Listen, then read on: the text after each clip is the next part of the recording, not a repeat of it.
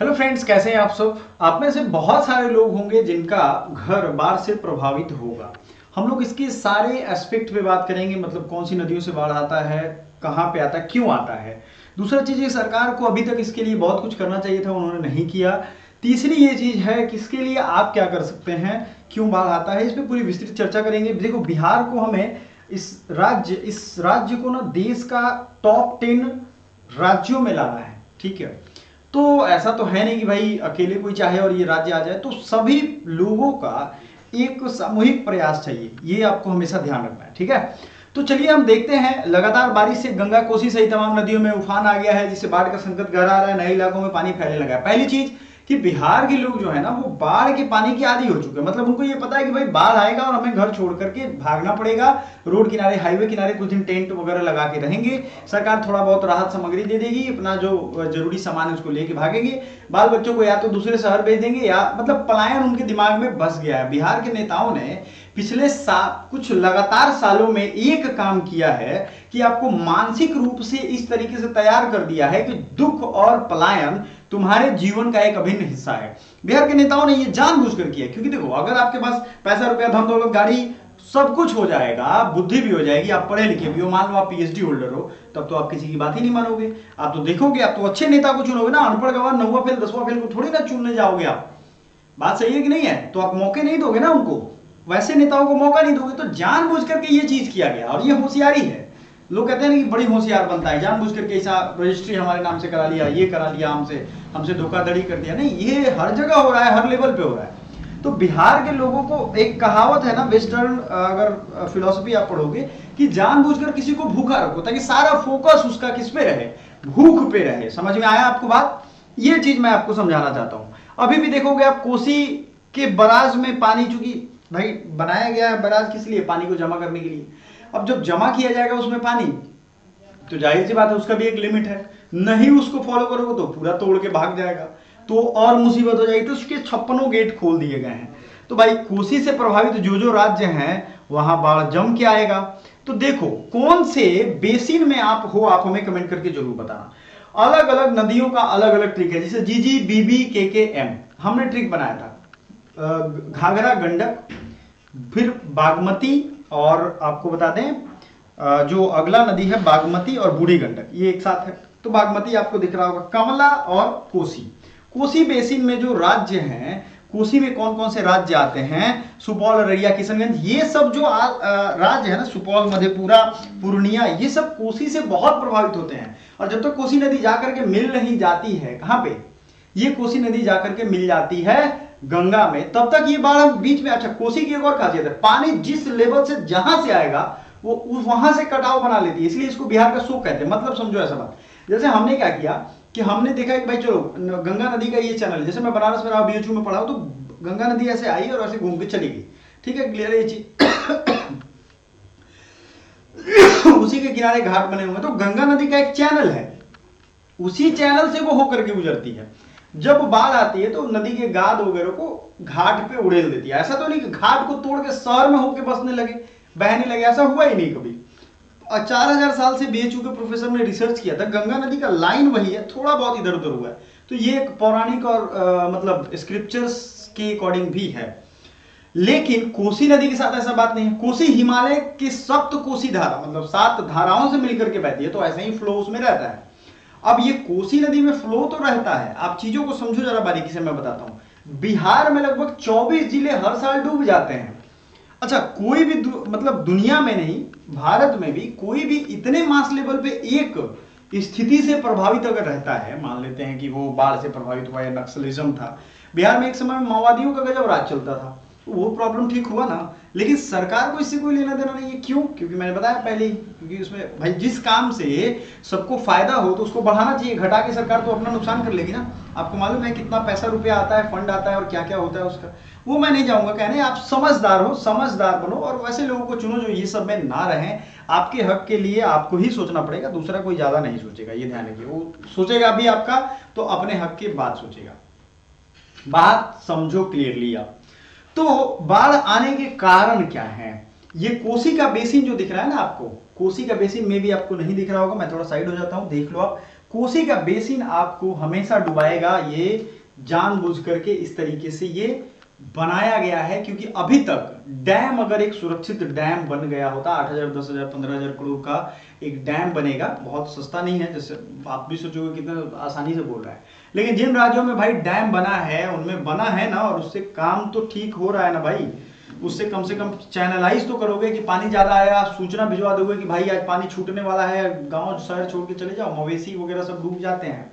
दूसरा चीज है कि बाढ़ नियंत्रण दुनिया के बड़े बड़े देशों में किया गया है, ऐसा नहीं है हमारे देश में। हमारे देश में करप्शन इस लेवल का हावी है कि हर काम ही में करप्शन दिखेगा आपको, तो इसलिए काम गड़बड़ हो जाता है। उसको इस तरीके से नए मॉडर्न टेक्नोलॉजी है, बहुत सारी चीजें हैं जिसको डेवलप करके अगर बांध अच्छे से बनाया जाए तो सब कुछ ठीक होगा। आपको एक रिपोर्ट बताता हूँ, 1974 और 1987 में जो गवर्नमेंट का आंकड़ा है उसमें बताया गया है कि 2174 किलोमीटर बांध बनाया गया, जिससे 43 लाख हेक्टेयर जो है जमीन वो बाढ़ से मुक्त हो गई। सॉरी, वो फिर भी उस समय बाढ़ ग्रस्त थी, मतलब 2,0174 से जब हम लोगों ने 2,174 किलोमीटर का बांध बनाया, बांध कैसे बनाएंगे, वही ईटा सीमेंट बोरा बांध के उस पर रखते हैं, तो उससे ये बचा इतना। लेकिन 1987 में बांध का दायरा 3,900 किलोमीटर हो गया, एक रिपोर्ट है। तो आपको बता दें कि ये जो बाढ़ वाला एरिया था वो भी बढ़ गया। ये कैसे होगा भाई? तो ये पेपर पे काम हुआ है, सीधा बात समझो कि मतलब 2000 हम जब बांध बनाते थे 2000 किलोमीटर, तो हमारा 43 लाख हेक्टेयर पानी में डूबता था। अब हम 4000 कर दिए तो हमारा 64 लाख कैसे हो जाएगा? तो समझने वाले बच्चे समझ जाएंगे ये चीज कि ये जानबूझ करके अनपढ़ और गंवार यहाँ के लोगों को बनाया गया है, ताकि आप इन सब में पढ़ो ही ना, आपको आदत हो जाए, इसी सब झेलते रहो। बाढ़ आया तब भागो, शीतलहरी पड़े तब भागो, गर्मी में झुलसो तब मरो, और ये मरते रहो, इसी में उलझे रहो ना। ठीक है, प्रोफेसर राजा रमन्ना थे जिनका हिंदू रेट ऑफ ग्रोथ था, इसी तरीके के व्यवहार में फंसे रहोगे आप हमेशा, तो अपना ह्यूमन डेवलपमेंट क्या कर पाओगे? सोच विकसित करनी जरूरी है, उसके लिए पढ़ना लिखना बहुत पड़ता है। ये छोटे मोटे थोड़े मोटे पढ़ाई से कुछ नहीं होना है, पढ़ भी लोगे, कुछ कर भी लोगे, सरकारी नौकरी या प्राइवेट नौकरी कुछ भी कर लोगे, तो फिर वही घूम फिर करके एक जगह फंसी जाओगे। ये चीज है। अब जरा हम लोग कोसी नदी को देखते हैं मैप पे कि क्या इसके सिनेरियो हैं। ये जो आपको दिख रहा है ना, आपको मैं दिखा रहा हूँ अभी, यहाँ से कोसी नदी निकलती है, गोसाई थान एक जगह है हिमालय में, और इसको जूम करोगे तो आप मैप पे समझ जाओगे, और ये बड़ा महत्वपूर्ण है आपके लिए, इसको जरा देखिए। ठीक है, कोसी रिवर यहाँ से निकलती है, और यहाँ से ये सब एक साथ कई सारे धाराएं मिल करके, देखोगे आप यहाँ आगे चल करके बनती जाती है। और ये कौन से जिले में एंटर करती है भाई? तो सुपौल जिले में, बिहार में एंटर करती है। सप्त कोसी आपको दिख रहा है ना, कोसी रिवर, कोसी, सप्त कोसी। ठीक है, ये हो गया। अब कोसी के ऊपर ब्रिज भी है, यहाँ आपको दिखेगा ये कोसी ब्रिज आपको दिख रहा है। ठीक है, ये कोसी ब्रिज। अब जाहिर सी बात है, इतने बड़े नदी को इतना बड़ा धारा आ रहा है, आप देखो बाकी नदियों को भी देखो साइड में कितने छोटे छोटे धाराएं हैं, इतना बड़ा धारा आ रहा है, और उसको उसके लिए कोई मैनेजमेंट नहीं होगा, बड़ा मैनेजमेंट नहीं होगा, तो होगा ही व्यवस्था। अच्छा, बाढ़ जब इतना तेज आए तो पेड़ पौधा, नदी नाला, पर्वत पहाड़ जो होगा, गांव का गांव बहा देगा। कोसी का एक और चीज है, वो जिस धारा से आएगी, कौन सा धारा पकड़ लेगी कोई ठीक नहीं है, क्योंकि हमेशा तो आता नहीं उतना पानी, तो इसलिए जो गांव जिस बार पड़ गया उनको खत्म कर देगा। ठीक है, और ये होता है।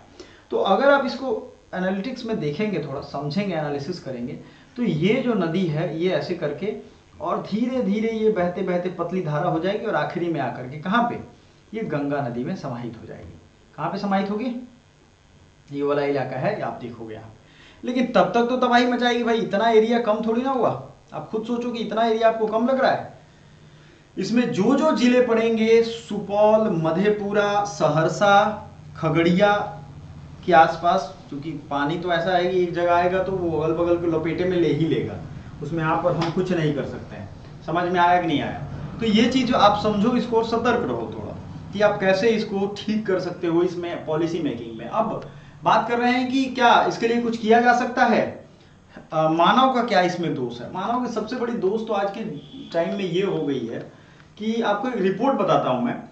बिहार में अगर जो हालात हैं अभी, और जो ग्लोबल वार्मिंग मतलब गर्मी जिस तरीके से बढ़ रही है, तो गर्मी जब बढ़ेगी तो पहाड़ों पर के बर्फ पिघलेंगे, और हिमालय का बर्फ पिघला ना, तो जो सप्त कोसी आप देख रहे हो, ये जब पिघल जाएगा तो 40 ग्लेशियर पिघल के और सारा पानी हिमालय में ही आएगा, हिमालय से होकर के बिहार में ही आएगा। पूरा बिहार डूब जाएगा। 34-24 जिले नहीं, उसमें 38 जिले डूब जाएंगे बिहार के। ठीक है, तो ये भी एक रिपोर्ट सुनते जाइए। दूसरा चीज कि इसके रोकथाम के कारण क्या है। देखो, बहुत बड़े बड़े बिजनेसमैन ग्रुप हैं, बहुत बड़े बड़े डैम बनाए भी गए हैं भारत में, बाढ़ नियंत्रण उससे होता भी है। आपने अभी वेस्ट बंगाल में देखा होगा, झारखंड ने बाढ़ का वो फाटक खोल दिया तो बेचारा वेस्ट बंगाल डूब गया। आप सोचो कि ऐसा क्यों, ऐसी स्थिति क्यों आ गई। वो सरकार तो इतनी अलर्ट पे है, भाई हमारे लोग डिमांड ही नहीं करेंगे उस चीज का, तो क्यों वो अलर्ट करेगा। सबको लगता है अच्छा चलो 2-4-10 दिन इधर उधर घूम के रहेंगे, कुछ सरकारी मुआवजा मिल जाएगा, बस इसी में फंसा हुआ है बिहार। अगर आप सोचो कि एक जगह आपका घर रहे, आपकी फसल बर्बाद ना हो, तो वो चीज तो सोचना ही नहीं, शॉर्ट टर्म फायदा सोचना है। वो कौन सोचता है, जो अनपढ़ जाहिल टाइप लोग हैं, नहीं वो कर पाए ये सब काम। मुझे अच्छा नहीं लगता है बिहार के बारे में। बिहार ज्ञानियों की भूमि रही है और इतना अज्ञान आज भर गया है कि कोई ज्ञानी व्यक्ति अगर कुछ बोलते हैं ना तो लोग, अज्ञानी लोग उसको मूर्ख समझते हैं। इतना ज्यादा अज्ञान भरा। अच्छा, ज्ञानियों के बीच में ज्ञान की बात आप करोगे तो वो लोग अच्छा रिस्पॉन्स देते हैं। ठीक है, जैसे प्रोफेसर हैं मेरे, उनसे अगर आप डिस्कस करो तो एक दूसरे को सुनते हैं, समझते हैं, वार्तालाप करते हैं। यहाँ अज्ञानियों के बीच में आप बोलना शुरू करोगे, उन्हीं आप ही को ज्ञान दे देंगे। उनको पता है कि हाँ ये सामने वाला बच्चा एमएससी करके एमए करके आया है, लेकिन आपको फिर उल्लू बना देंगे। यही एक बड़ी चीज है जो आपको समझनी पड़ेगी।